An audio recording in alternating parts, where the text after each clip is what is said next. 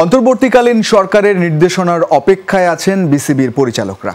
কাজ চালিয়ে যাওয়া কিংবা পদত্যাগ, যে নির্দেশনায় আসুক সেটা মেনে নিতে প্রস্তুত আছে সবাই, বলছেন পরিচালক ইফতেখার রহমান মিঠু।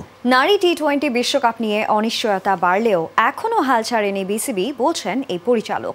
তবে বর্তমান পরিস্থিতিতে আন্তর্জাতিক খেলাগুলো নিয়ে শঙ্কা না থাকলেও ঝুঁকিতে পড়েছে বিপিএল এর আগামী আসর। আরএফএল ওয়ারড্রপ, প্রিয় সব পোশাক যত্নে থাকবে আরএফএল ওয়ারড্রপে। নাজমুল হাসান পাপন ও বেশ কিছু বিসিবি পরিচালক দেশের পট পরিবর্তন হওয়ায় করেছেন আত্মগোপন। এমন পরিস্থিতিতে কিভাবে চলবে বিসিবি, সেই প্রশ্নের উত্তর এখনও মেলেনি। তবে সমাধান খোঁজার চেষ্টা করছেন সংশ্লিষ্টরা, অবশ্যই সেটা বিসিবির গঠনতন্ত্র মেনে আর আইসিসির গাইডলাইন ফলো করে।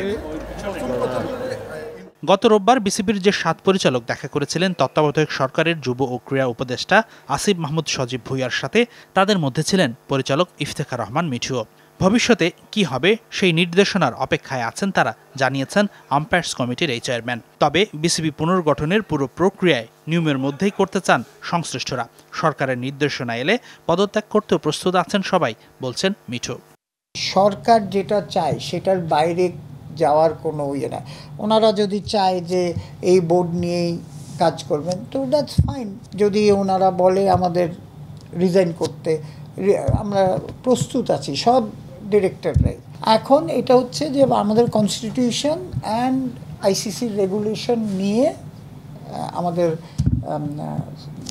Sports adviser have to take a decision. এদিকে বাংলাদেশে অনুষ্ঠিত হতে যাওয়া নারী টি-20 বিশ্বকাপ পড়েছে ঘোর অনিশ্চয়তায়। ভারতীয় কিছু গণমাধ্যম দাবি করছে বিসিসিআইকে টুর্নামেন্টটি আয়োজন করার অনুরোধ করেছিল বিসিবি, কিন্তু এই খবরকে অসত্য, ভিত্তিহীন বলছেন বিসিবি কর্মকর্তারা। সেই সাথে দেশের বর্তমান পরিস্থিতিতেও প্রধান উপদেষ্টা ডক্টর মোহাম্মদ ইউনূসের সহায়তায় নারী বিশ্বকাপ আয়োজনের সর্বোচ্চ চেষ্টার কথা বলছেন ইফতেখার রহমান। ওনার মতো ইমেজ তো মানে দুনিয়াতেই বলেন, বাংলাদেশ তো না, ইভেন বহির বিশ্বে এরকম ইয়ে না। উনি যদি যা কাউকে বলে, আমার মনে হয় না কোনো প্রবলেম হবে। ডেফিনেটলি ওনাকে আমরা মানে উনি আবার আমাদের ভেরি হেল্পফুল হবেন দেশের জন্য।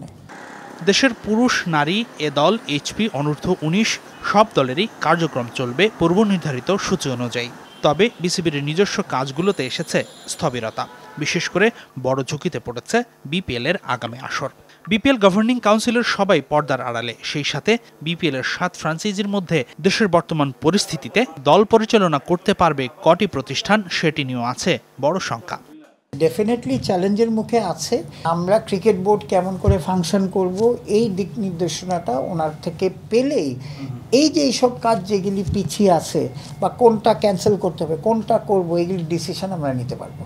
বিসিবি পরিচালনার সৃষ্ট সংকটের সমাধান দ্রুতই হোক, সেই প্রত্যাশা এখন সংশ্লিষ্ট সবার। হাসিনুর রহমান, যমুনা স্পোর্টস, ঢাকা।